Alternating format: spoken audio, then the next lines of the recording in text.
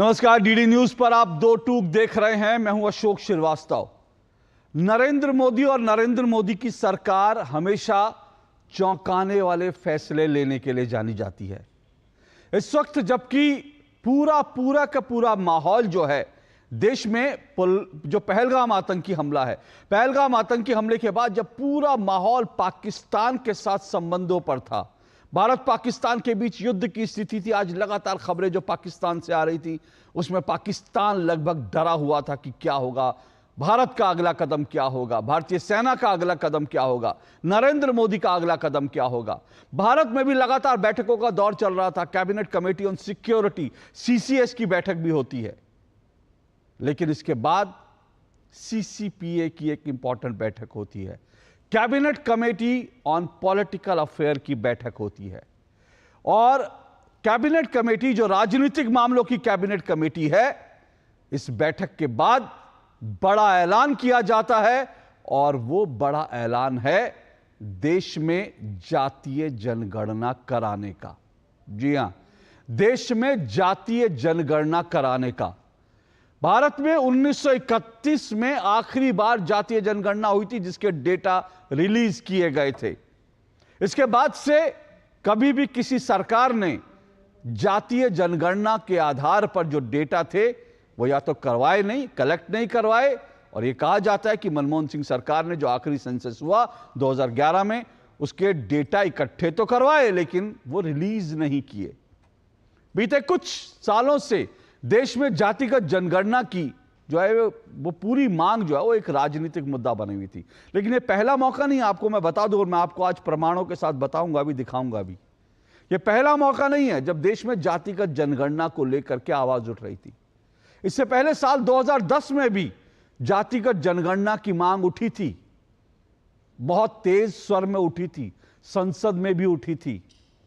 जिन पार्टियों ने तब उठाया था, आज वो तमाम पार्टियां जातिगत जनगणना का श्रेय ले रही हैं। वो कह रही हैं देखो हमने तो पहले ही कहा था। लेकिन श्रेय लेने की लूट जो है वो चारों तरफ है, चारों तरफ है। एक तरफ राहुल गांधी की प्रेस कॉन्फ्रेंस होती है, राहुल गांधी कहते हैं कि दरअसल हमने इसकी बात करी थी, और राहुल गांधी इस फैसले की, सरकार के इस निर्णय की तारीफ भी करते हैं। दूसरी तरफ अखिलेश यादव, समाजवादी पार्टी, वो भी इसको कहती है कि अखिलेश यादव जी ने कहा था और अखिलेश यादव जी की पहल थी और उसके बाद सरकार ने जातिगत जनगणना कराई। अखिलेश यादव इसे अपने पुरखों की जीत बताते हैं। उधर आरजेडी तेजस्वी यादव वो भी आते हैं और वो कहते हैं कि हम तो 30 साल से कह रहे थे और सरकार ने हमारी बात मान ली। नीतीश कुमार की पार्टी जेडीयू वो कह रही है कि हमारी ये मांग थी, सबसे पहले हमने मांग की थी। तो दूसरी तरफ हम ये भी देख रहे हैं चिराग पासवान, एलजेपी, वो भी कह रहे हैं कि भाई जातिगत जनगणना की मांग तो हमने की थी। तो तमाम पॉलिटिकल पार्टियों के अपने अपने दावे हैं। अब जाहिर सी बात है, जातिगत जनगणना होगी तो फिर उसका श्रेय लेने की लूट भी मचेगी, श्रेय लेने की दौड़ और होड़ भी लगेगी। और यह लग रहा है कि श्रेय लेने की दौड़ जो है वो शुरू हो गई है। पर इंटरेस्टिंग बात जानते हैं क्या है? इंटरेस्टिंग बात यह है कि इस देश में तमाम पॉलिटिकल पार्टियां जो सत्ता पक्ष वाली हैं, विपक्ष वाली हैं, जो तमाम छोटी छोटी पार्टियां, तमाम पॉलिटिकल पार्टियां हैं, वो तमाम पॉलिटिकल पार्टियां कश्मीर के मुद्दे पर ऐसी एकजुट कभी नहीं हुई होंगी। तमाम पॉलिटिकल पार्टियां पाकिस्तान के मुद्दे पर ऐसी एकजुट कभी नहीं होंगी। लेकिन जातिगत जनगणना के नाम पर सभी पार्टियां जो हैं वो एकजुट दिखाई दे रही हैं। फर्क सिर्फ इतना है कि इसका श्रेय किसको मिलेगा। सब इस फैसले की तारीफ कर रहे हैं, मोदी सरकार के फैसले की तारीफ कर रहे हैं, लेकिन अब लड़ाई जो है वो श्रेय की है कि किसको इसका क्रेडिट मिलेगा। कुछ लोग कह रहे हैं कि बिहार के चुनाव हैं, बिहार के चुनाव में इसका फायदा होगा। हालांकि राहुल गांधी ने कहा कि नहीं, मुझे नहीं लगता कि बिहार चुनाव के संदर्भ में फैसला लिया गया है। कुछ लोग इसको लेकर अलग तरह की व्याख्या कर रहे हैं। तो सबके अपने अपने तर्क हैं, अपने अपनी व्याख्याएं हैं।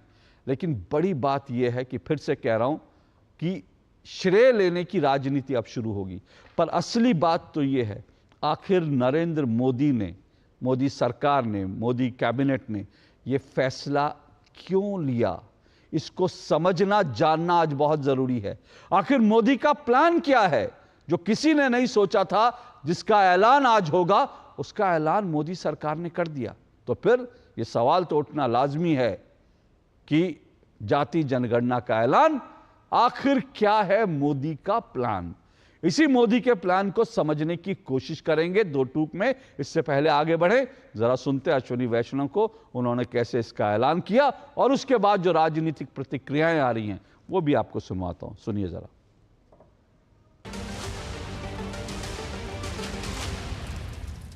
आज दिनांक 30/4/2025 के दिन प्रधानमंत्री श्री नरेंद्र मोदी जी के नेतृत्व में राजनीतिक विषयों की कैबिनेट समिति ने यह निर्णय लिया है कि जातियों की गणना को आने वाली जनगणना में सम्मिलित किया जाए। यह इस बात को दर्शाता है कि वर्तमान सरकार देश और समाज के सर्वांगीण हितों और मूल्यों के लिए प्रतिबद्ध है। कांग्रेस की सरकारों ने आज तक जाति जनगणना का विरोध किया। आज़ादी की बाद की सभी जनगणनाओं में जातियों की जनगणना नहीं की गई। 1947 के बाद से अगर देखें, वर्ष 2010 में तत्कालीन प्रधानमंत्री दिवंगत डॉक्टर मनमोहन सिंह जी ने लोकसभा में आश्वासन दिया था कि जाति जनगणना पर कैबिनेट में विचार किया जाएगा। इसके बावजूद कांग्रेस की सरकार ने जाति जनगणना के बजाय एक सर्वे कराना ही उचित समझा। उस सर्वे को सभी SECC के नाम से जानते हैं। इस सब के बावजूद कांग्रेस और इंडी गठबंधन के दलों ने जाति जनगणना के विषय को केवल अपने राजनीतिक लाभ के लिए उपयोग किया। सडनली का सेंसस का अनाउंसमेंट किया। हम इसको सपोर्ट करते हैं, पूरी तरह सपोर्ट करते हैं, मगर हम टाइमलाइन चाहते हैं। हम जानना चाहते हैं ये कब तक होगा। जातीय जनगणना का सबसे ज़्यादा असर देश के तमाम उन गरीब जातियों से आने वाले लोगों को होगा जो संभवतः अभी तक मुख्य धारा के साथ नहीं जुड़ पाए हैं, केंद्र राज्य सरकार की योजनाओं का उस स्तर पर लाभ नहीं ले पाए हैं जो अपेक्षित था।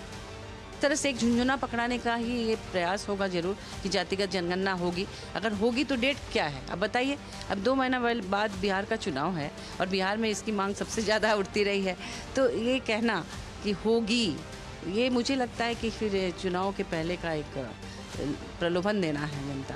कांग्रेस ने देश में 60 साल शासन किया और जब सत्ता से बेदखल हो गए, जब पिछड़ी जाति के एक गरीब माँ बाप के बेटे को देश की सत्ता देश की जनता ने सौंपी, तो वह जाति जनगणना की मांग करने लगे। इस प्रकार से केंद्रीय कैबिनेट ने फैसला लिया, बहुत आवश्यक फैसले का, जो माननीय प्रधानमंत्री जी के नेतृत्व में लिया गया है। मैं स्वागत करता हूँ। देखिए, ये हम लोगों की 30 वर्ष पुरानी मांग रही है और ये हमारे पुरखों की जीत है, समाजवादियों की जीत है, लालू जी की जीत है। पूर्व में भी इससे पहले हम पूरे बिहार के सभी दल के लोगों को लेकर के प्रधानमंत्री जी से मिलने गए थे, तब प्रधानमंत्री जी ने मना कर दिया था। पार्लियामेंट में इनके कई केंद्र मंत्रियों ने मना किया, लेकिन आज हम लोगों की ताकत देखिए, समाजवादियों की ताकत देखिए कि इनको हमारे ही एजेंडे पर जो है काम करना पड़ रहा है।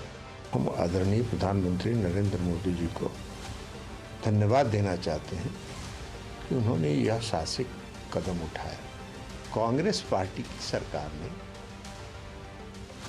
जाति आधारित जनगणना कराने के बजाय सामाजिक और आर्थिक स्थिति का सर्वेक्षण कराया, सर्वे कराया, और उस सर्वे का रिपोर्ट भी आज तक जारी नहीं हुआ।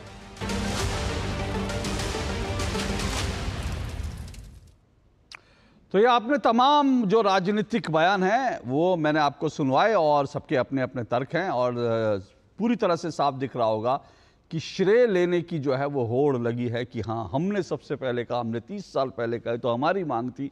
बहरहाल ये तब श्रेय लेने की तो दौड़ चलती रहेगी, होड़ चलती रहेगी, लेकिन बड़ा सवाल आज हमारे सामने है कि आखिर मोदी सरकार का क्या है प्लान। जातिगत जनगणना का ऐलान, मोदी सरकार का क्या है प्लान, इसी को लेकर चर्चा करेंगे। आज मेरे साथ 5 मेहमान आज मेरे साथ जुड़ चुके हैं आज की डिबेट में। आइए परिचय करवा देता हूं। मेरे साथ प्रदीप भंडारी जुड़ चुके हैं, बीजेपी के राष्ट्रीय प्रवक्ता है प्रदीप भंडारी जी।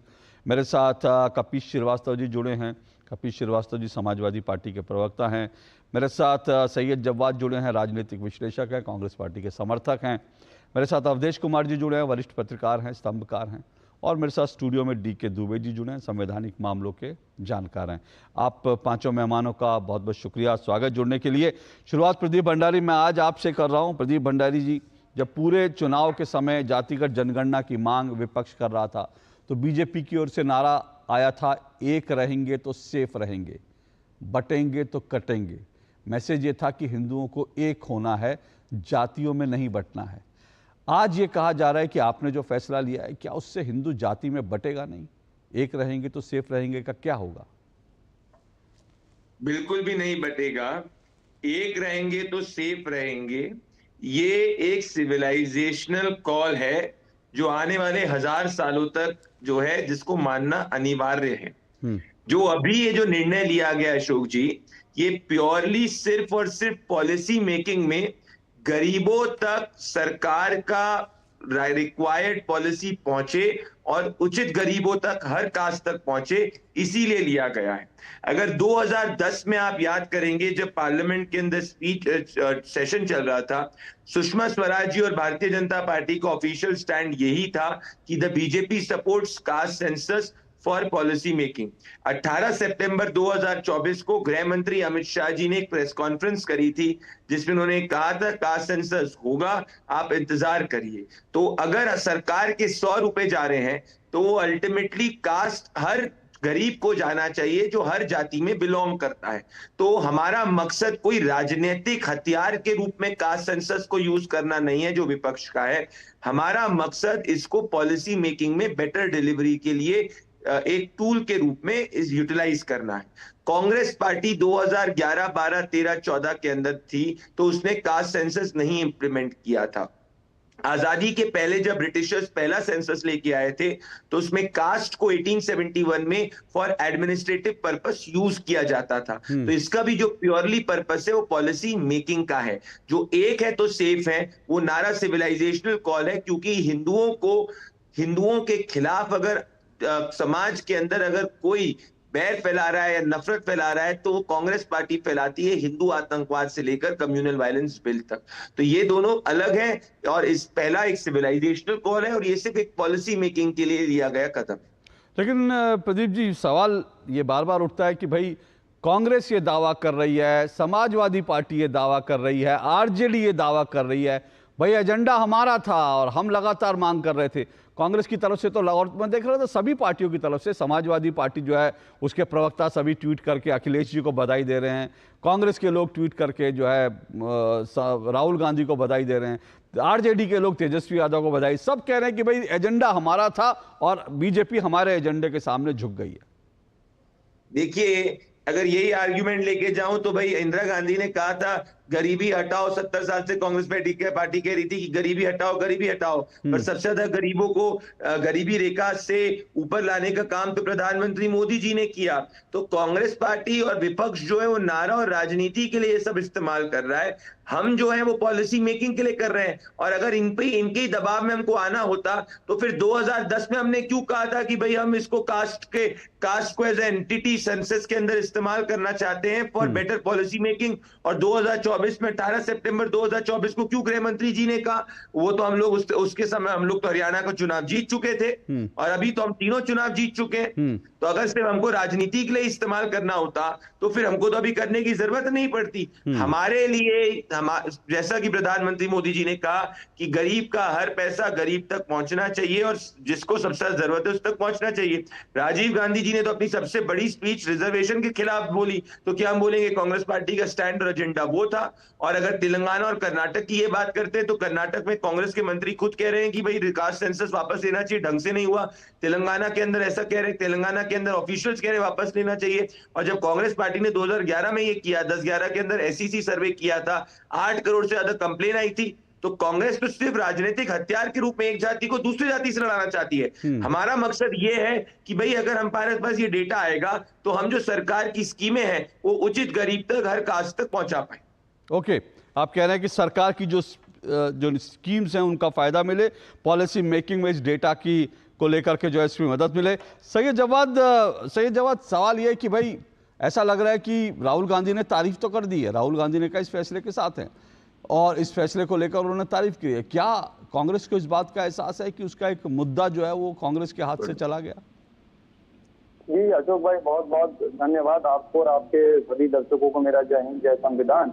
देखिए, आपने एक जो है बहुत पहले एक प्रोग्राम करा था 2 टूक, और वो मेरे पास आज भी है। जब राहुल गांधी जातिगत दो टूक का आपको बता रहा हूँ, जाति जनगणना के मुद्दे पर आपने करा था, आरक्षण का राग, कांग्रेस फिर से बेनकाब, हिंदुओं को तोड़ने की साजिश, दुनिया भर की चीजें। ये जाति जनगणना के विरोध में एक है तो सेफ है मोदी जी के नारा भारी पड़ गया राहुल गांधी जी। आपने बड़े 2-4 प्रोग्राम करे थे, मैं जिसको बुलाया था मुझे याद दिया आपने, जाति जनगणना के और राहुल गांधी जी के जो लक्ष्य है उसके विरोध में खूब आपने प्रचार प्रसार सरकारी भूखी की तरह करा था। लेकिन हालांकि बात दूसरी, आज आपको फिर सरकार को डिफेंड करना पड़ेगा। यही सरकार की खूबसूरत बात है, जब राहुल गांधी जी बात कहते हैं तो मैं इसीलिए कहता हूँ बड़ी लकीर चीज है, संजीदगी है उनकी बातों में। वो जो कहते हैं, आज उन्होंने सरकार को इस बात पे झुकाने पे मजबूर कर दिया कि हाँ, राहुल गांधी जी जो बात सदन में खड़े होकर उन्होंने कही थी कि आपको जाति जनगणना इसी सदन से करनी होगी, आप नहीं करेंगे तो हम करके दिखाएंगे, 50% की जो आरक्षण कैप है उसको खत्म करेंगे। आज मैं देख रहा हूँ कि अशोक श्रीवास्तव साहब खुश नहीं लग रहे, जैसे खूब जोर जोर से चिल्लाते थे हिंदुओं को बांटना चाहती है कांग्रेस। देखिए दोस्तों, समझाते आज अशोक श्रीवास्तव क्या समझाएंगे? आज प्रदीप भंडारी बता रहे आकर के हिंदुओं को तोड़ने की साजिश जो राहुल गांधी का प्लान है, विपक्ष का प्लान, इंडिया अलायंस, इंडिया नहीं बोला जाता, इंडिया अलायंस, इनका प्लान है तोड़ने का। हम फिर भी सरकार का समर्थन करते, इतनी संजीदगी हम रखते हैं। सरकार जो कदम उठा रही है विपक्ष आपका समर्थन करते। सैयद जवाद सुनिए, आज पता क्या लग रहा है, आज पता क्या लग रहा है, सुनिए सैयद जवाद सुनिए, ओके सैयद जवाद सुनिए तो, सैयद जवाद सुनिए तो सही, सैयद जवाद सुनिए, सैयद जवाद सुनिए तो सही। भंडारी के लिए रुमाल है अशोक श्रीवास्तव। सैयद जवाद आपका रुमाल अभी से क्यों निकला है? अभी तो मैंने आपको रुलाना शुरू नहीं किया, आपका अभी से रुमाल निकला है। सुनिए, अभी तो मैंने शुरुआत की है।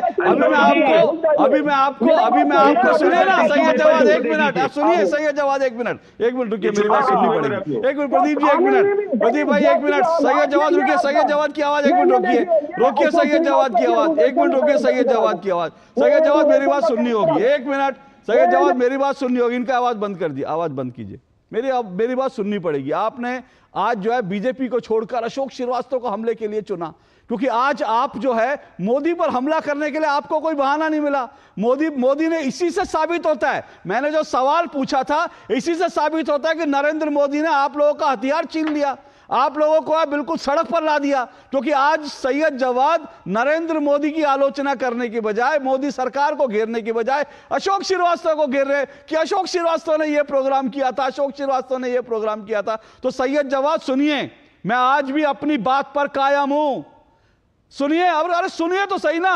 अब आप इनको स्क्रीन से हटा दीजिए, अब ये नाटक करें, इनको स्क्रीन से हटाइए 1 मिनट, क्योंकि ये मेरी बात सुनेंगे नहीं, इनको मेरी बात सुननी होगी।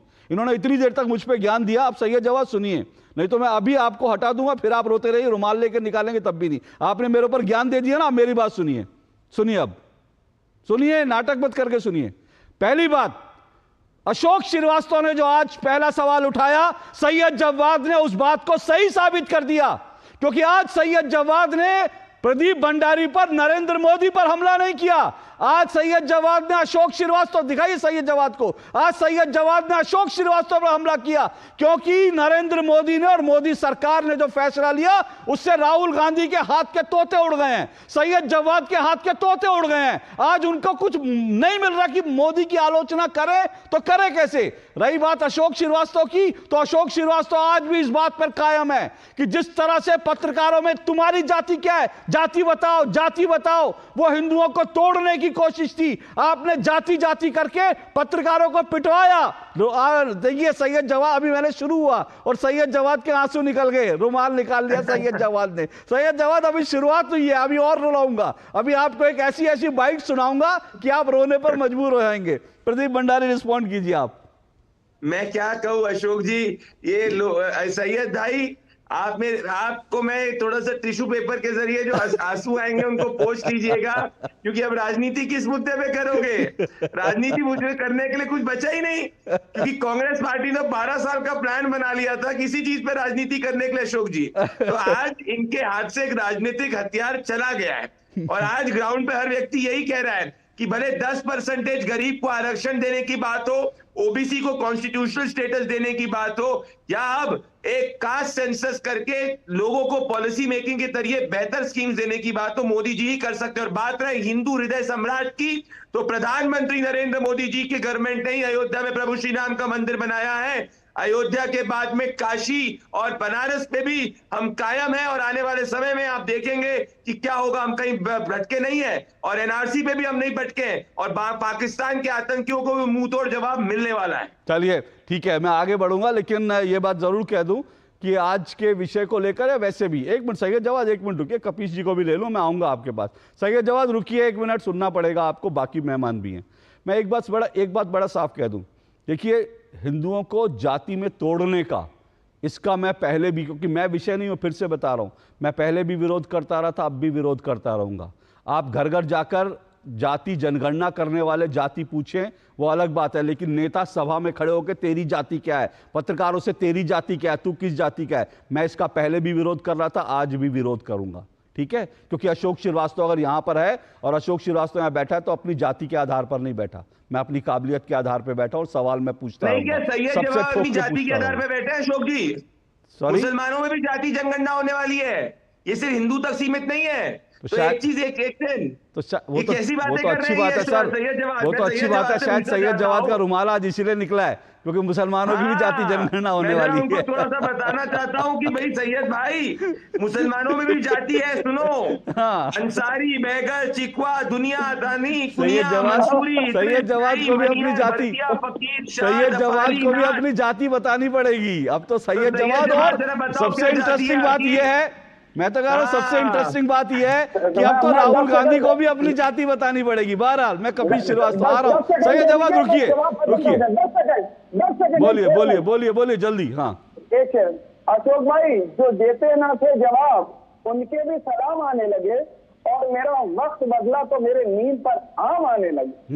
ये है भारतीय जनता पार्टी। चलिए ठीक है, कैसा बदल रहा है, देखिए किस पर आम आए किस पर नीम आए तो अलग बात है, लेकिन कपीश श्रीवास्तव जी भाई, ये भाई मैं तो शुरुआत ही मैंने कहा था कि भाई एक रहेंगे सेफ रहेंगे, लेकिन आज ऐसा लगता है कि पूरा इंडी गठबंधन जो है वो एक नहीं है। सेफ तो बाद में होगा नहीं होगा मुझे नहीं पता, अभी बिहार चुनाव है, वो वहाँ पे क्या होगा भगवान जाने, लेकिन वो एक नहीं है पूरा का पूरा। मैं देख रहा हूँ अखिलेश जी कह रहे हैं कि भाई हमने ये मुद्दा उठाया, उधर तेजस्वी यादव कह रहे हैं 30 साल से हम ये मांग कर रहे थे, है ना, राहुल गांधी कह रहे हैं हमारा मुद्दा था। तो फिर सवाल ये है कि किसका मुद्दा था भाई, क्रेडिट किसको दिया जाए? अगर ये कह दिया जाए कि भाई नरेंद्र मोदी ने, भैया मुद्दा तो अखिलेश यादव जी की बात मानी है, राहुल जी की बात मानी है, तेजस्वी यादव की बात मानी है, नीतीश कुमार की बात मानी है, या फिर उन्होंने जो है चिराग पासवान की बात मानी है? नहीं, देखिए सबकी बात मानी। समाजवादी पार्टी ये कहती है कि जब सार्थक मुद्दे पर कोई आ गया या ला दिया गया तो आज उनको बधाई देनी चाहिए, हम लोग दे रहे हैं, लेकिन क्या जो एविडेंसेस सामने हैं उसको ढका जा सकता है क्या? भाई भारतीय जनता पार्टी की सरकार विवश होकर के इस चीज को लेकर के आई, क्योंकि अगर विवश ना होती तो क्या बिहार के अंदर जब राजद और नीतीश बाबू ने मिलकर के कास्ट सेंसस किया था, भारतीय जनता पार्टी के सारे नेता हाई कोर्ट और सुप्रीम कोर्ट चले गए थे, आपको याद होगा। और आज भी देखिए, मैं भंडारी साहब की बड़ी तारीफ करूंगा, बड़ी साफगोई तो उन्होंने भारतीय जनता पार्टी के अंदर की विचारधारा को रख दिया कि साहब हम कास्ट सेंसस सिर्फ योजनाओं के इम्प्लीमेंट के लिए करा रहे हैं, जिन जातियों को अपग्रेड करना उनके लिए नहीं करा रहे। जहां तक आरक्षण का लाभ नहीं पहुंचा या अंतिम व्यक्ति की मुस्कान कैसे कायम होगी, नहीं, वो सारी जातियों के लिए, उसमें हमारी और आपकी भी है। तो सबसे बड़ी बात यह है कि भारतीय जनता पार्टी ने अपने पक्ष साफ कर दिया कि वो योजनाओं के नाम पर पीछे से झुंझुना थमाने जा रही है और टाइम नहीं बता रही कि कितने दिनों में आप करा देंगे। मैंने आपको इस बात के लिए कहा कि अगर वाकई मोदी जी सरल हृदय से इसको स्वीकार कर रहे होते तो बिहार के अंदर इस मुद्दे की खिलाफत क्यों हो रही होती भारतीय जनता पार्टी के द्वारा। और 24 का वो बयान कहाँ है अमित शाह साहब का, जो भ्रम में डालने के लिए हमारे भंडारी साहब गए। बड़ी अच्छी बात है, अगर आपके पास पीसीआर रूम है, जिस बयान का वो जिक्र कर रहे हैं अमित शाह साहब के द्वारा निकाल दीजिए। और मैं तीसरी बात कह रहा हूं कि जब 2011 में यूपीए की सरकार ने हम लोगों की डिमांड को मान लिया और उन्होंने बकायदा एक सेंसस कराया जिसमें कि एक जातीय कॉलम भी था, वो पूरा हो गया, उसकी एनालिसिस चल रही थी, तब तक सरकार चली गई कांग्रेस की और भारतीय जनता पार्टी की सरकार आई। 2017 में रोहिणी आयोग का गठन हुआ। 2023 में रोहिणी आयोग ने बकायदा रिपोर्ट दे दी जो माननीय राष्ट्रपति जी के पास है। पब्लिक डोमेन में भारतीय जनता पार्टी ने आज तक क्यों नहीं लाया? अगर कोई कमियां भी होंगी तो कम से कम जनता को जानना चाहिए था। 4,500 करोड़ रुपए के लगभग देश का खराब हुआ और अब आप संसद नया कराने की बात कर रहे हैं। जिन तथ्यों को सामने ही नहीं लाया उसमें कोई देश कैसे जाने, आखिर देश कैसे जाने? कुछ सवाल आपसे पूछूं, आपने जो कहा कपीश जी कुछ सवाल आपसे पूछूं जो आपने कहा, आपने जो कहा उसके आधार पे, जनगणना आखिरी कब हुई थी? 1931 में। नहीं, मैंने आखिरी जनगणना जब मनमोहन सिंह की सरकार थी, कब हुई थी जनगणना? 2011 में जो 2011 ना, जिसमें जातिगत जनगणना हुई थी, ठीक है ना? और ये उसके बाद मनमोहन सिंह सरकार कब गई थी? एक मिनट अवधेश जी, आ रहा हूं, रुकिए। हाँ बोलिए, उसके बाद सरकार मनमोहन सिंह सरकार कब गई थी? 2014 में। तो आप ये कह रहे हैं 2011 में मनमोहन सिंह की सरकार थी, 2014 तक उसके लिए भी बीजेपी जिम्मेदार है कि वो आंकड़े जमा करने के बाद नहीं किए। एक मिनट सर, एक मिनट, और मैं सुनिए ना, एक मिनट, मैं अभी सारी देख रहा था रिसर्च, और एक बीजेपी के जो बिहार के नेता, उनका स्टेटमेंट है कि जो भी पार्टी ये साबित कर दे, एक भी दस्तावेज दिखा दे कि हमने बिहार में जातीय, वो जनगणना नहीं थी, वो सर्वे था सर, और उसको लेकर सरकार के बार बार के स्टेटमेंट यही हैं कि कोई जातीय जनगणना कोई स्टेट नहीं करवा सकता। जनगणना करवाना सिर्फ और सिर्फ केंद्र सरकार का काम है। आप सर्वे कराते रहिए, लेकिन जातीय जनगणना कराना केंद्र सरकार का काम है। कोई राज्य सरकार जनगणना नहीं करवा सकती। और बिहार में नेता कह रहे हैं, अभी प्रदीप भंडारी से ही पूछूंगा, वो तो बार बार कह रहे हैं एक दस्तावेज दिखा दीजिए, बिहार में हमने कब विरोध किया? एक दस्तावेज कोई दिखाइए, प्रमाण दीजिए। हाई कोर्ट में बकायदा इनके नेता गए, क्या कहा? तो वो दिवंगत भी है। क्या कहा? सुन तो ले। अरे सर, क्या कहा? हाई कोर्ट में जाना, फिर सुनिए ना, मैं फैक्ट पे बात कर रहा हूं। हाई कोर्ट में गए, विरोध किया, एक मिनट, जाकर उन्होंने क्या कहा कि जातीय जनगणना नहीं करानी चाहिए? वो एक दस्तावेज बताइए, दिखाइए कोई हो तो। उन्होंने, अब देखिए, ये सारी चीजें बकायदा माननीय न्यायालय के समक्ष है। जिस बात का इन्होंने विरोध किया, क्या पब्लिक डोमेन? सर, न्यायालय के समक्ष जो होता है वो सब डॉक्यूमेंटेड होता है सर। न्यायालय के समक्ष जो होता है डॉक्यूमेंटेड होता है सर, यही तो मैं कह रहा हूं। नहीं, कपीश जी सुनिए, कपीश जी सुनिए ना, कपीश जी सुनिए, मैं आपको पूरा सुनूंगा सर, लेकिन मैं एक ही बात कह रहा हूं। देखिए, भ्रम मत, मैं अभी भंडारी जी से ही पूछ लेता हूं, लेकिन मैं अभी सुनकर आ रहा हूं, बिहार में बीजेपी के नेता कह रहे हैं एक दस्तावेज दिखा दीजिए कि बिहार में कोर्ट में जाकर बीजेपी ने एक भी दस्तावेज दिया। क्यों? आप वो बताइए ना, कौन सा दस्तावेज है? मैं अभी प्रदीप भंडारी जी से पूछूंगा। दस्तावेज की बात तो अलग सी है, दस्तावेज तो इनको हम लोग देंगे ही देंगे, मांग रहे हैं सर। कब देंगे सर? यही तो मैं कह रहा हूं सर। With in week. चलिए, मैं अवधेश जी से पूछ लेता हूं, अवधेश जी की बिहार की राजनीति पर, ठीक है? मैं एक मिनट आपकी बात को मैं आगे बढ़ा रहा हूं, एक मिनट आपकी बात को मैं आगे बढ़ा रहा हूं। आपने कहा था आप मेरी पूरी बात हो जाए। बोलिए अजय श्रीवास्तव प्लीज। देखिए, मैं इसलिए आपको कह रहा हूं कि जब आप कोई भी पब्लिक डोमेन में, आप लोगों ने चाहे जितने भी चैनल्स हैं, उन्होंने जब जातीय जनगणना पर डिबेट कराया, आप भारतीय जनता पार्टी का पक्ष उठा करके देख लीजिए।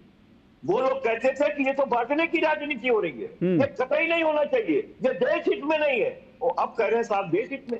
वो तो सर, कपीश जी, ओके कपीश जी, एक मिनट कपीश जी, देखिए दोनों बात, एक मिनट। अब कपीश जी मुझे आगे बढ़ाने दीजिए। कपीश जी मुझे, ओके कपीश जी, आप मुझे अनुमति दीजिए मैं अवधेश जी के पास जाऊं। लेकिन आपकी बात जो आपने कहा, वो सवाल तो मैंने भी शुरू में उठाया, मैंने भी शुरू में सवाल उठाया कि क्या ये दोनों अलग अलग चीजें, लेकिन जहां तक आप बिहार को लेकर कह रहे हैं, मैं फिर से कह रहा हूं, एक दस्तावेज किसी के पास नहीं है जो ये साबित कर सके कि बिहार में बीजेपी ने, अब रुकिए, मैं उसमें मैंने कहा दोनों अलग। अवधेश जी, मुझे नहीं मालूम, आपको जानकारी ज्यादा होगी बिहार की राजनीति पर, किसने विरोध किया था जातीय जनगणना का?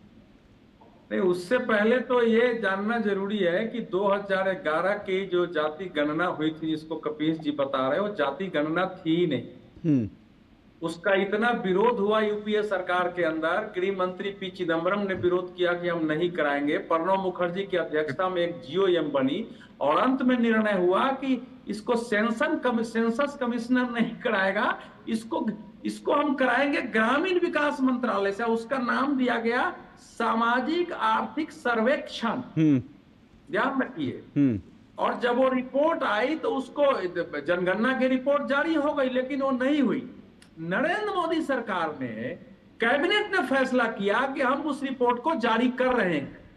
गृह मंत्री के नाम बजाबता पार्लियामेंट में घोषणा हो गई, गृह मंत्री के नाते राजनाथ सिंह ने घोषणा कर दी, अरुण जेटली ने प्रेस कॉन्फ्रेंस कर दिया, अरविंद पनगड़िया के नेतृत्व में कमेटी बन गई। लेकिन कमेटी ने जब उसका स्टडी शुरू किया तो कमेटी के तो बिल्कुल सांस फूल गए। इतनी त्रुटियां थी उसमें कि उस रिपोर्ट को जारी नहीं किया जा सकता था। और सबसे जो जटिल बात थी कि उसमें देश में 46 लाख जाति और गोत्र थे। अंत में मोदी सरकार ने इस कदम पर बिना कुछ बोले अपना वापस कर लिया। और उसी समय ये स्टेटमेंट दिया था, उसमें राजनाथ सिंह जी ने 2 स्टेटमेंट साथ ही था कि जब भी आगे गणना होगी हम जाति गणना करा लेंगे। ये बात सही है। बिहार में तो नीतीश जी का, बीजेपी ने उसका समर्थन किया था जाति जनगणना का, क्यों करा रहे हैं हम, समर्थन है। बल्कि उसमें बात आता था कि भाई सेंटर तो समर्थन नहीं करा है लेकिन स्टेट समर्थन कर रहा है। तो बिहार का तो एक अलग पक्ष है। अब दूसरी बात पर आते हैं, बिना जानकारी के बहुत सारे लोग हम लोग बोलते रहते हैं। सेकेंड बात है, ये बात सही है कि भारतीय जनता पार्टी ने जब सुप्रीम कोर्ट में मामला गया था तो शपथ पत्र दिया था कि ये प्रैक्टिकल, ये इम्प्रैक्टिकल है, क्योंकि वो गणना की रिपोर्ट वो जारी नहीं कर सकते थे, सारा मेहनत किए थे, इसलिए बीजेपी शांत हो गई थी। बीजेपी ने अब जो घोषणा की है उसके बाद विपक्ष सवाल उठाएगा, उसमें कहीं कोई दो मत नहीं है।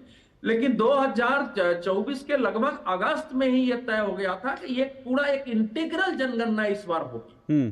वो कोई एक जातीय जनगणना केवल इसका पार्ट नहीं, पूरा एक इंटीग्रल जनगणना है जिसमें व्यक्ति की एक एक जानकारी होगी कि आपके घर में अगर मोटरसाइकिल है, आपके घर में गाड़ी है तो लोन से है, लोन है तो किसके नाम से है, कितना दिया गया है, कितना मोटरसाइकिल यूज करते हैं एवरेज, आपके यहाँ कितने इंटरनेट यूज करते हैं, सामने सड़क कैसी है, घर में कितने कमरे हैं, ये पूरा इस बार अभी ये जो जनगणना है वो आजादी के बाद से सबसे एक अलग जनगणना है कि संपूर्ण आंकड़े देश के बारे में कितने वैष्णव हैं देश में, तो ये संपूर्ण गणना का एक पार्ट है। अब सेकंड है कि देखिए ये निर्भर इस पर करेगा कि क्या जाति जनगणना वाकई समाज को बांटने के लिए हो रही है या जाति जनगणना का कोई ऑब्जेक्टिव है।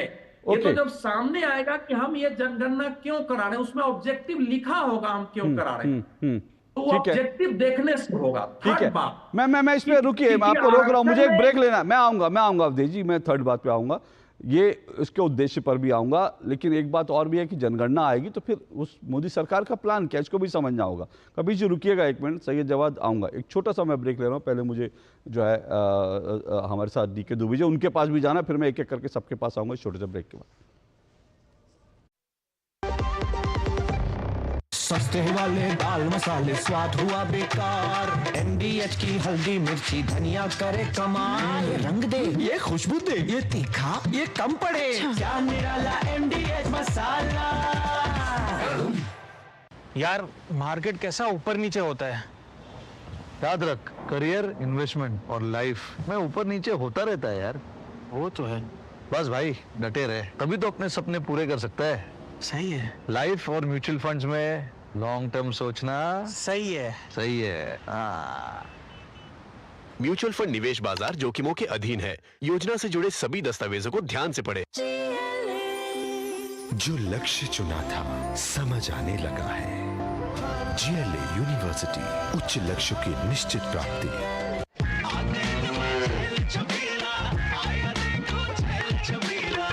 एक कपिला, अरे भाई सब एक ही जैसा होता है। ये लो साधारण पशु आहार।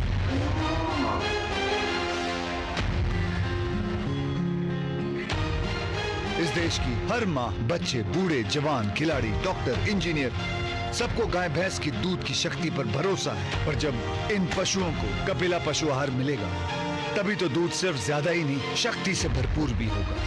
और ये सच जानते हुए चंद पैसों के लिए तुम देश का भरोसा तोड़ दो। कपिला पशु आहार, देश का नंबर 1 पशु आहार।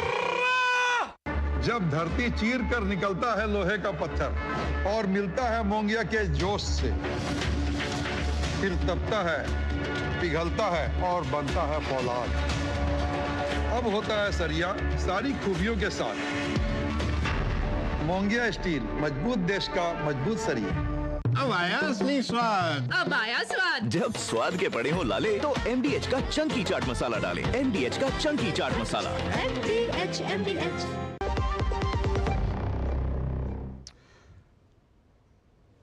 दो टुक आप देख रहे हैं। दो टुक में आज हम चर्चा कर रहे हैं जातिगत जनगणना का हुआ ऐलान। आखिर मोदी का क्या है प्लान, क्योंकि नरेंद्र मोदी ने किस योजना से क्या सोच करके जातिगत जनगणना का ऐलान किया है, क्योंकि लोगों के लिए फैसला बड़ा चौंकाने वाला है। आज CCPA की बैठक हुई और उसके बाद इस फैसले का ऐलान कर दिया गया।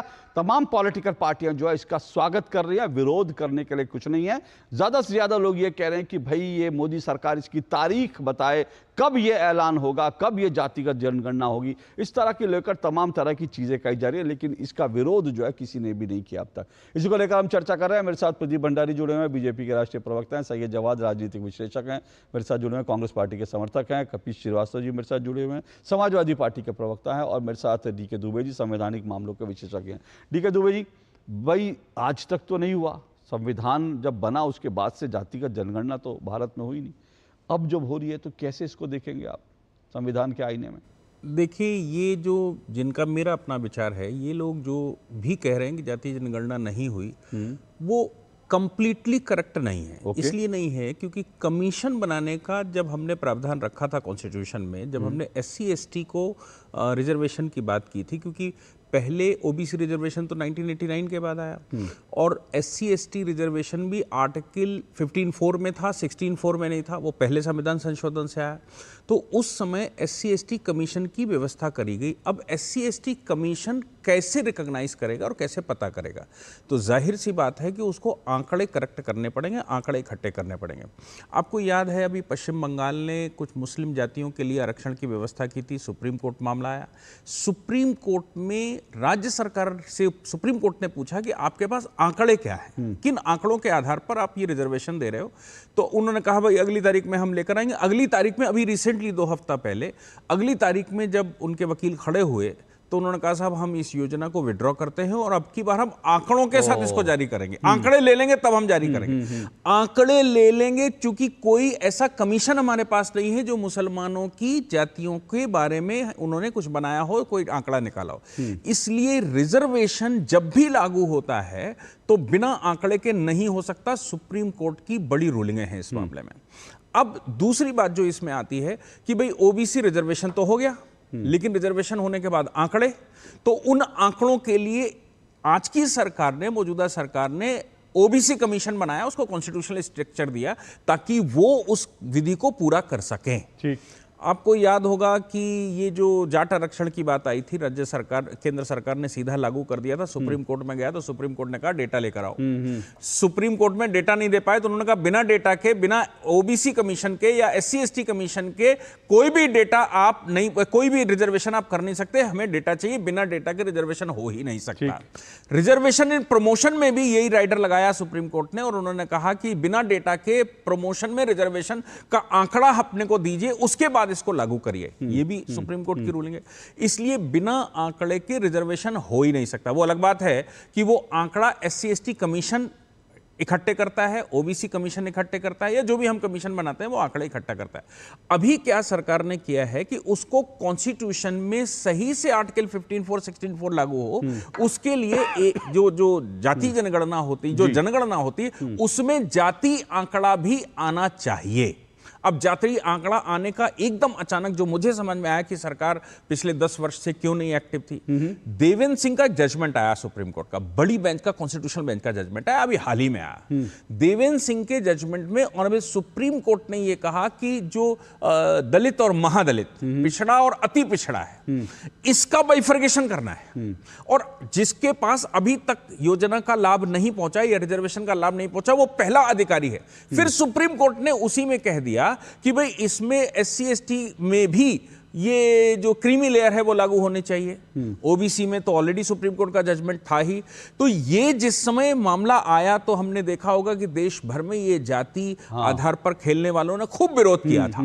इनको जनगणना तो चाहिए, लेकिन विरोध उस बात का कि सही क्लेमेंट को रिजर्वेशन का लाभ कैसे मिल जाएगा। एग्जैक्टली पूरे देश में प्रदर्शन हुआ था, आपको याद है? पूरे देश में प्रदर्शन हुआ था, और वो प्रदर्शन का कारण ये था कि सही डेटा के आधार पर सुप्रीम कोर्ट कह रहा था कि जिसको नीडी है उसको जाना चाहिए। तो मुझे लगता है कि उस जजमेंट को इंप्लीमेंट करवाने का अगर कोई तरीका हो सकता है तो सबसे पहले डेटा इकट्ठा करना पड़ेगा। बिना डेटा इकट्ठा किए हुए आप उस जजमेंट को इंप्लीमेंट नहीं करवा सकते। आपने बड़ी इंटरेस्टिंग बात की, और यही मैं यहां पर कह रहा हूं, एक सवाल ये बड़ा इंटरेस्टिंग उठता है, जातिगत जनगणना हो जाएगी तो सवाल है उसके बाद क्या, आखिर उससे क्या होगा। सरकार कह रही है योजनाएं बनाएगी, लेकिन जाति पे जो राजनीति करते हैं उनकी राजनीति का क्या होगा, इस पर भी बात करूं। लेकिन उससे पहले मैं आगे बढ़ूं, एक चीज मैं बता दूं, अखिलेश यादव ने आज मुलायम सिंह यादव का, अखिलेश यादव जी के आप उनके ट्विटर अकाउंट पे जाएंगे तो उन्होंने आज मुलायम सिंह यादव जी का एक जो है बयान जो है वो वायरल किया है, वो ट्वीट करा है। 2010 का बयान है और उसमें मुलायम सिंह यादव कह रहे हैं जातिगत जनगणना होनी चाहिए। याद रखिए उस वक्त यूपीए सरकार थी, कांग्रेस के नेतृत्व कर रही थी और उस समय अखिलेश यादव कह रहे थे। लेकिन अखिलेश यादव ने मुलायम सिंह यादव का बयान वायरल किया, लेकिन मैं आपको उस वक्त गोपीनाथ मुंडे का बयान सुनवाता हूं। बीजेपी के नेता थे और अगर मैं गलत नहीं हूं तो नेता उपसदन थे वो, और उस वक्त गोपीनाथ मुंडे ने क्या कहा था आज के संदर्भ में, यह जानना बड़ा इंपॉर्टेंट है। गोपीनाथ मुंडे का एक छोटा सा बयान सुनवाता हूं, चलो चलाइए गोपीनाथ मुंडे को। 2010 में, मई 2010 का उनका बयान है, संसद के अंदर उन्होंने यूपीए सरकार से डिमांड की थी, सुनिए जरा।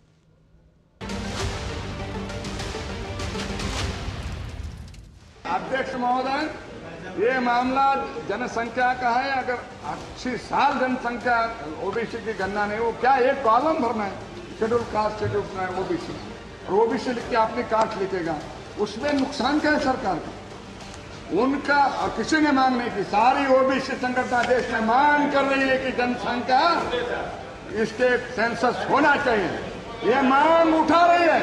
आप सरकार क्या गूंगी है कि उनके कान पर भी नहीं कि ओबीसी आवाज उठा रहे हैं। आज मैं कहना चाहता हूं सरकार को, आज मंत्री महोदय जब जवाब देंगे तो उनको एक घोषणा करनी चाहिए कि ओबीसी की अलग जनगणना होगी।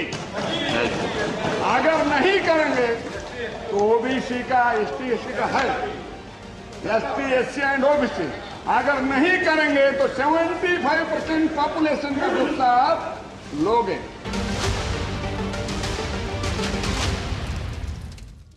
तो दरअसल 2011-2010 में बीजेपी, समाजवादी पार्टी, ये सभी पार्टियां कांग्रेस की नेतृत्व वाली जो यूपीए सरकार थी उस पर दबाव बना रही थी कि कास्ट सेंसस होनी चाहिए। लेकिन कास्ट सेंसस उसके बाद जो हुई वो हम सब जानते हैं, जिसका अवधेश जी ने बताया। प्रदीप भंडारी। अशोक जी, एक बड़ी बात कहूंगा, 1951 के अंदर पहला सेंसस हुआ था, 1951 में। इसके पहले जब ब्रिटिशर्स सेंसस कराया करते थे वो कास्ट को इंक्लूड करते थे as one of the data point for administrative purpose. Congress party ने 1951 के अंदर जब सेंसस हुआ सिर्फ ओबीसी समाज को क्यों इससे बाहर रखा? एससी और एसटी का टैबुलेशन होता था पर ओबीसी को क्यों नहीं रखा? ये बड़ी बात है क्योंकि कांग्रेस हमेशा ओबीसी विरोधी रही है। और मैं आपके शो पे आप सबको ओपन चैलेंज करता हूं, कौन सा एक भारतीय जनता पार्टी के नेता का बयान पार्लियामेंट में या पार्टी का ऑफिशियल स्टैंड आप बता दीजिए जब उसने कहा हो कि हम कास्ट सेंसस और पॉलिसी मेकिंग के खिलाफ हो। हिंदुओं को जाति में बांटने की बात राहुल गांधी की, जिसने आपने कहा कि लोगों की जात पूछ रहे हैं, उस हिसाब से काबिलियत डिसाइड कर रहे हैं, ये इसका मकसद नहीं है। इसका मकसद ये है कि सरकार का अगर जो धन है वो गरीब तक पहुंचे और हर जाति के गरीब तक पहुंचे, ये इसका मकसद है। तो अगर किसी के पास ऑलरेडी कोई जाति मान लीजिए ऑलरेडी अपलिफ्ट हो चुकी है, तो उसको उतना सरकार की स्कीम्स की बेनिफिशियरी नहीं चाहिए रहेगा, कोई दूसरी सब कास्ट है उसको ज्यादा चाहिए रहेगा। तो इससे डेटा ड्रिवन पॉलिसी मेकिंग आगे बढ़ेगी। ओके, वो कह रहे हैं डेटा ड्रिवन पॉलिसी मेकिंग आगे बढ़ेगी। तो सवाल यह है कि भाई सरकार कह रही है कि डेटा के आधार पर इस पर राजनीति होनी चाहिए। जब कल मैंने देखा था कि कांग्रेस ने एक ट्वीट करा, कल कांग्रेस को एक ट्वीट वापस लेना पड़ा था जिसमें प्रधानमंत्री को गायब दिखाया था। अवधेश जी आ रहा हूं एक मिनट। कांग्रेस ने प्रधानमंत्री को गायब दिखाया था, आज तो कांग्रेस को भी प्रधानमंत्री दिख गए ना, आज तो गायब नहीं, आज तो प्रधानमंत्री ने ऐसा, सरकार ने ऐसा धमाका किया कि वो नजर आने लगे।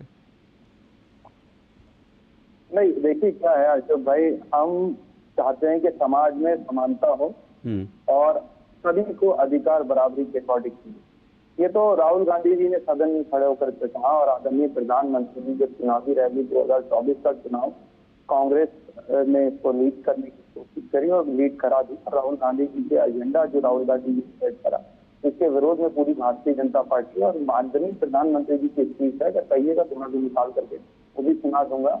जिस तरीके से उन्होंने आकर के डायरेक्टली नहीं इनडायरेक्टली जो है वो जातीय जनगणना को जो मुद्दा कांग्रेस ने उठाया तो उसका विरोध है। ठीक है, आप कर रहे हैं, लेकिन ब्लू प्रिंट क्या है आप देश की जनता को बताइए कि आपका ब्लू प्रिंट क्या है। आप घोषणाएं तो आकर कर देते हैं, क्योंकि घोषणाएं करने में और जबानी जमा खर्च में फिर आकर के कल को कह देंगे कि ये जो था एक जुमला था। तो जुमलों की सरकार जो है झूठे वादों की सरकार से नहीं चलती। आपको देश को बताना पड़ेगा कि आपके पास ब्लू प्रिंट क्या है।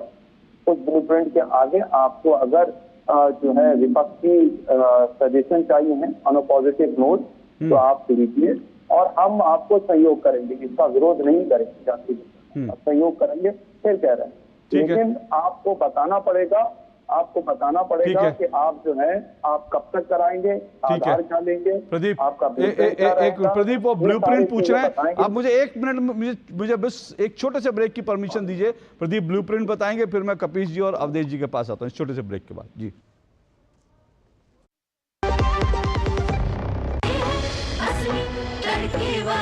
ये तो बड़ी समझदार, बड़ी होशियार, वही टेस्ट का असली टेस्ट एमडीएच, जिन जगह लिखते हैं। यार मार्केट कैसा ऊपर नीचे होता है, याद रख, करियर, इन्वेस्टमेंट और लाइफ में ऊपर नीचे होता रहता है यार। वो तो है। बस भाई डटे रहे, तभी तो अपने सपने पूरे कर सकता है। सही है। लाइफ और म्यूचुअल फंड्स में लॉन्ग टर्म सोचना सही है। सही है। हाँ, म्यूचुअल फंड निवेश बाजार जोखिमों के अधीन है। योजना से जुड़े सभी दस्तावेजों को ध्यान से पढ़ें। पापा, फीस ज्यादा है। बेटा, याद है बोनस के कुछ पैसे हमने दूसरे खाते में रखे थे?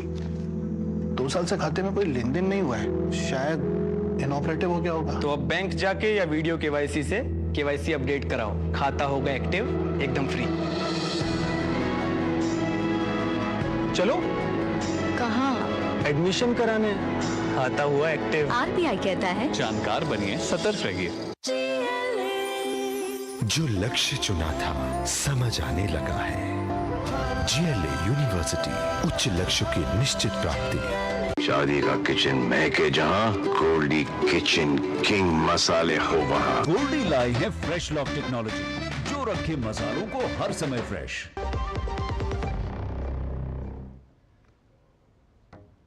चलिए, दो टूक आप देख रहे हैं, दो टूक में हम चर्चा कर रहे हैं कि जातीय जनगणना का ऐलान, मोदी का क्या है प्लान। प्रदीप, बहुत संक्षेप में जानना चाहता हूं जो सैयद जवाद ने कहा, फिर मैं बाकी मेहमानों के पास जाऊंगा। वो कह रहे सरकार अपना ब्लूप्रिंट बताए, राहुल गांधी तारीख पूछ रहे हैं कि भाई तारीख क्या है, हवा में तो घोषणा नहीं कर रहे। अशोक जी, जिन्होंने 70 साल तक कास्ट सेंसस नहीं किया पॉलिसी मेकिंग में, आज हमसे तारीख पूछ रहे हैं, जिनको 10 साल लग गए कर्नाटका के अंदर करने में, और जो अभी तेलंगाना के अंदर जिन्होंने ओबीसी समाज को जातीय जनगणना के अंदर इंक्लूड नहीं किया। इसकी डिटेल स्टडी होगी और पूरी टाइमलाइन सरकार देगी। मोदी जी रिएक्ट नहीं करते, एंड टू एंड प्लानिंग करते हैं। ओके प्लानिंग को करते, प्लानिंग आपने वो भी करी थी जब तक भैया सेंसस के ओके बाकी मेहमानों एक मिनट, ओके सैयद जवाद रुकिए एक मिनट, सैयद जवाद रुकिए एक मिनट, सुनिए गंभीर मुद्दा है, ओके गंभीर मुद्दा सुनिए, मुझे एक विषय उठाना है, मुझे बहुत इंपॉर्टेंट विषय उठाना है। मैं सवाल है जी कपीश जी के पास, अवधेश जी के पास, और मैं दुबे जी के पास इस सवाल को लेके आना चाहता हूं। देखिए मेरा सवाल से आखिर जातिगत जनगणना से सरकार के लिए डेवलपमेंट की जो योजना है उसका वो होगा, पर इससे फायदा, इससे आगे क्या? क्योंकि एक कपीश जी, एक छोटा सा, मैं आप कपीश जी को स्क्रीन पे दिखाइए। कपीश जी जैसे बिहार में ही जातिगत जो रिपोर्ट आई उसका एक मैं आंकड़ा आपको बता रहा हूं, कपीश जी को स्क्रीन पे दिखाइए प्लीज। वो जो बिहार का डेटा है वो ये है कि भाई यादवों के पास बिहार में जो ट्रैक्टर का एक छोटा सा डेटा है कि जब वहां पर पूरा सेंसस हुआ था, अब इसमें यादवों के पास 51,975 यानी 31% ट्रैक्टर जो है बिहार में वो यादवों के पास हैं। भूमिहार के पास 7.2%, ब्राह्मणों के पास 4.3%, राजपूतों के पास 7.2%, कुर्मियों के पास 4.1%, कुशवाहा के पास 7.4%। तो इसमें यादव जो हैं वो उनके पास 31% है, जबकि यादवों का संख्या कितनी है? 4% है। 4% के पास अगर 31% ट्रैक्टर है तो सवाल है आप क्या करोगे? क्या ट्रैक्टर बाकी लोगों से लेकर क्या बांट दोगे? दूसरा, बिहार राजस्थान का पुलिस का एक आंकड़ा है, राजस्थान में जाट, मीणा, राजपूत, ब्राह्मण इन सब की जो टोटल गिनती है वो 36% है, लेकिन पुलिस में जो है कुल मिलाकर इनकी हिस्सेदारी, माफ कीजिएगा, इन 5 जातियों की हिस्सेदारी जो है पुलिस में 36% है और बाकी 64% की हिस्सेदारी ही नहीं है। तो फिर सवाल है इसको आप कैसे इक्वल करेंगे? ये सारे सवाल तो सामने आएंगे ना। अशोक भाई, सबसे पहली चीज तो ये है कि मैं आपको बहुत छोटे से तर्क से बात कर रहा हूं। जितना वर्णन आपने बिहार में किया है, इसमें आपने ये नहीं बताया कि कायस्थों के पास कितने ट्रैक्टर हैं। बताना चाहिए। और ये पूछ लीजिए कि कायस्थों के पास पहले से लेके अब तो भले सरकारी नौकरियां ही कम हो गई, पहले एडमिनिस्ट्रेटिव में सबसे ज्यादा कौन होते थे? ठीक, कायस्थ और मुस्लिम होते थे। बात इस चीज से नहीं है, अपलिफ्टमेंट को देखने के लिए किसके पास ट्रैक्टर है सब इससे थोड़ी बात होती है। क्या शिक्षा का स्तर है, क्या उसकी राजनीतिक वैल्यू है, क्या उसकी आर्थिक वैल्यू है, तब उस समाज के बीच में उसका क्या मान सम्मान है, ये सारी चीजें देखी जाती है। और मैं दूसरी बात आपको कहूँ कि देखिए, प्रदीप भंडारी जी ने अपनी बात बहुत साफगोई से रख दी, जो भाजपा के मन की बात है। जैसे वो आपके आरएसएस प्रमुख मोहन भागवत साहब ने कहा था कि नहीं, आरक्षण पर जो है वो वार्ता होनी चाहिए और उस पर दोबारा विचार होना। फिर उन्होंने वो पीछे बैकफायर मार दिया। आज वही हाल इनका है। ये साफ साफ कह रहे हैं ये जातीय जनगणना जो है वो पुअर लोगों को, जो सामाजिक आर्थिक रूप से पिछड़े हुए लोग हैं, शैक्षणिक रूप से पिछड़े हुए लोग हैं, उनके लिए नहीं कराई जा रही, सारे कम्युनिटीज और सारी जातियों के लिए कराई जा रही। अरे साहब, आप करा तो रहे हैं, लेकिन उसका लाभ कैसे देंगे? कह रहे हम योजनाओं में देंगे, तो योजनाओं में किस प्रकार देंगे? जरा क्या आपका, आपने बस ऐसे ही घोषणा कर दिया। ओके, अवधेश जी बताइए। यही नहीं है कि आप कैसे कर रहे हैं। अवधेश जी, अशोक जी, मैं एक बात करूं। अशोक जी, एक बात ठीक है, संक्षेप में। डीके दुबे साहब ने बहुत ही अच्छे ढंग से अपनी बातें रखी। किसी भी कोर्ट के पास जब इस तरह का मसला जाएगा तो वो जो पत्रावली पे परिशीलन करेगा, साक्ष्यों का मूल्यांकन करेगा, वो तो आंकड़ों से ही करेगा ना। इसी आंकड़े के लिए ही आप याद कीजिए, जब उत्तर प्रदेश में पंचायत चुनाव हो रहे थे तो जो चक्रानुक्रम में जो आरक्षण होता था उस पर बात उठी थी और वो मामला कोर्ट में पहुंच गया था। कोर्ट ने बकायदा सरकार को समय दिया था और सरकार ने विदिन 15 डेज वो सारी प्रक्रियाएं पूरी करके सामने दे दिया था और आगे चुनाव। मैं आपको एक बात कह रहा हूं कि 2011 का जो सेंसस था, मैं ये मान सकता हूं कि 1951 में जो सेंसस हुआ उसमें जातीय गणना कांग्रेस ने नहीं करे, लेकिन आगे चल करके विचारधाराओं में परिवर्तन हुआ। हम लोगों ने बहुत कुछ परिवर्तित किया चीजों को। ठीक है, ओके। मैं एक ब्रेक लूंगा, उसके बाद अवधेश जी के पास आ रहा हूँ। ब्रेक के बाद आ रहा हूँ, रुकिए। ब्रेक के बाद आ रहा हूँ, ब्रेक के बाद आ रहा हूँ, रुकिए। ब्रेक के बाद आ रहा हूँ, तथ्यहीन बात होती रहेगी। अरे रुकिए, ब्रेक के बाद आ रहा हूँ मैं। आज जो है सस्ते वाले दाल मसाले स्वाद हुआ बेकार। MDH की हल्दी मिर्ची धनिया करे कमाल। ये रंग दे, ये खुशबू दे, ये तीखा, ये कम पड़े। क्या निराला MDH मसाला। यार मार्केट कैसा ऊपर नीचे होता है। सनसेट से पहले म्यूचुअल फंड के मैदान से निकलने का टाइम आ गया है। अच्छा एक बात बता, तू इंडियन टीम का फैन कब से? 96 से सेमीज तक पहुंचे थे यार, फिर हार गए। तो क्रिकेट देखना बंद कर दिया? अरे नहीं ऐसे कैसे, team India forever bro. Exactly, career, investment और लाइफ में ऊपर नीचे होता रहता है यार। वो तो है। बस भाई डटे रहे, तभी तो अपने सपने पूरे कर सकता है। लाइफ और म्यूचुअल फंड्स में लॉन्ग टर्म सोचना सही है। सही है। हाँ। म्यूचुअल फंड निवेश बाजार जोखिमों के अधीन है। योजना से जुड़े सभी दस्तावेजों को ध्यान से पढ़ें। जो लक्ष्य चुना था समझ आने लगा है। GLA यूनिवर्सिटी, उच्च लक्ष्य की निश्चित प्राप्ति। मेरी पसंद, मेरी पसंद, मेरी पसंद, मेरी पसंद,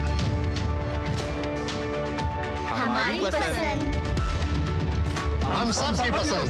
मजबूत देश का मजबूत सरिया मोंगिया स्टील। शादी का किचन महके जहां, गोल्डी किचन किंग मसाले हो वहां। गोल्डी लाई है फ्रेश लॉक टेक्नोलॉजी, जो रखे मसालों को हर समय फ्रेश। चलिए, जातिगत जनगणना का ऐलान क्या है मोदी का प्लान? अवधेश जी बोलिए। आपका जो है आज तो अब समय खत्म हो गया। इतने तथ्यहीन बातें आई हैं कि मैं तो अपनी बात कहीं ना मुझे तथ्य देने में हो जाती है।